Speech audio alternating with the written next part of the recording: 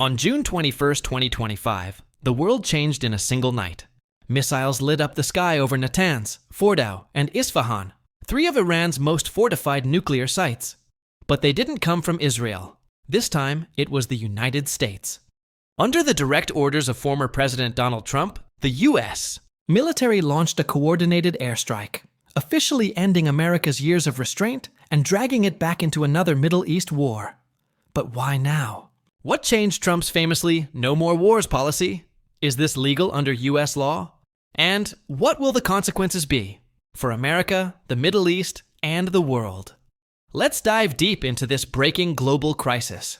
The relationship between the United States and Iran has been on a downward spiral since 1979, but it intensified drastically after Trump took office in 2017. He pulled the U.S. out of the Iran nuclear deal in 2018, slapped heavy sanctions on Tehran, and labeled the Islamic Revolutionary Guard Corps a terrorist organization. But ironically, despite the harsh rhetoric, Trump always avoided direct war, even after the U.S. killed Iranian General Qasem Soleimani in 2020. He resisted full-scale conflict. That's what made this new move so shocking. Israel, on the other hand, has been in a cold war with Iran for decades. Iran's nuclear program has long been a red line for Tel Aviv. In early 2025, reports surfaced that Iran had reached 90% uranium enrichment, just short of weapons grade. Israel began launching covert operations again, targeting Iranian scientists and facilities. But things escalated when Iran responded directly, launching a massive drone swarm that hit Israeli oil facilities in Haifa and military bases in the Negev desert. By June, Israel and Iran were already in a shadow war. The U.S. under Trump's new term, initially stayed out. That is, until the airstrikes of June 21st. Around 2:45 a.m. Tehran time, explosions were reported at three major Iranian nuclear sites: Fordow, Natanz, and Isfahan. These are not just any facilities. They are the backbone of Iran's nuclear ambitions. Within hours, the Pentagon confirmed U.S. involvement.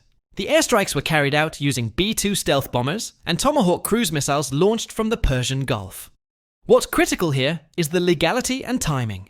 Trump invoked the War Powers Resolution, stating that the strike was in response to an imminent threat against U.S. allies and military assets in the region. Critics, however, argue that no such evidence was presented. Congress wasn't consulted. No formal declaration of war was made. Many compared it to the Iraq War's infamous WMD narrative, this time without even a pretext of congressional debate. Trump's entire political brand was built on ending wars. In 2016 and again in 2024, he promised to bring U.S. troops home, cut military spending, and focus on America first. So why did he now authorize one of the most aggressive military moves in decades? There are a few theories. First, political pressure. Trump's 2025 presidency has been turbulent. Facing impeachment threats over domestic scandals and sagging approval ratings, some analysts believe he used the Iran strike to rally the nation and distract from his troubles, a classic political playbook. Second, alliance pressure. Israel reportedly provided intelligence to the U.S., suggesting that Iran was weeks away from developing a nuclear bomb. With rising domestic pressure in Israel and global silence, Netanyahu's administration may have demanded U.S. help, or threatened to go solo. Third, Trump's legacy. He may view a decisive strike as a way to cement his image as the only president willing to take real action against rogue states, unlike Biden or Obama, who relied on diplomacy.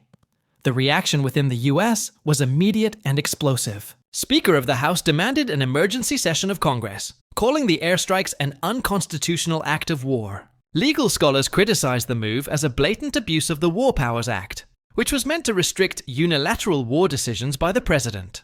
Protests erupted in major cities like New York, Chicago, and Los Angeles, with crowds chanting "No more war" and "Congress, not kings."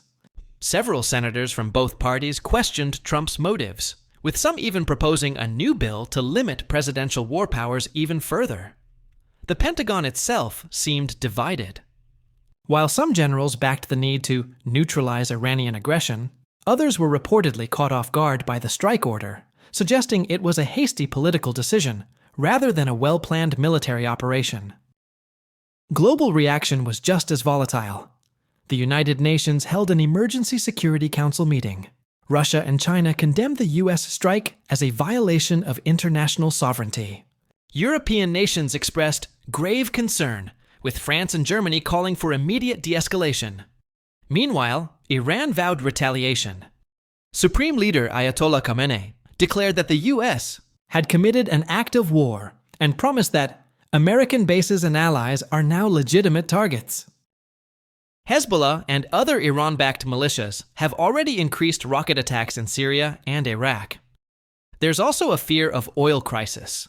The Strait of Hormuz, through which 20% of the world's oil flows, is now under threat. Global oil prices surged 18% overnight, and markets across Asia and Europe are bracing for further shocks. The world now stands at the edge of another prolonged conflict. Questions remain unanswered. Will Iran retaliate directly against U.S. assets? Will this drag the region and the world into a broader war? Can diplomacy still play a role, or have we crossed the point of no return? There are also concerns over nuclear fallout, not just from radiation, but from political instability. Iran is now more likely than ever to abandon all international nuclear agreements and go underground. Israel, emboldened by U.S. support, may escalate further. And other powers like Russia and China may see this as a green light to pursue their interest more aggressively, knowing the U.S. is tied up in the Middle East. This is not just a story about missiles and politics, it's a turning point in world history.